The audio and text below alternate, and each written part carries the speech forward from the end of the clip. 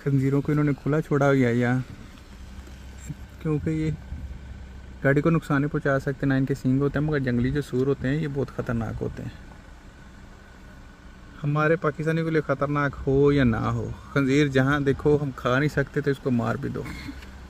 मुझे याद है हमारे यहाँ जो कमाद की फसल होती है उसमें बहुत ज़्यादा पाए जाते हैं, तो जो कुत्ते लेके लोग इनको मार लेंगे निकल जाते हैं, तो पता नहीं क्या मिलता है इनको मार के। उनको ये चूहों को खाते हैं, छोटे छोटे और हशरात को खाते हैं, ये जो फसलों के लिए अच्छे नहीं होते हैं इनकी खुराक जो होती है। और ऊपर वो देखे गोट पहाड़ी बकरियां बैठी हुई हैं।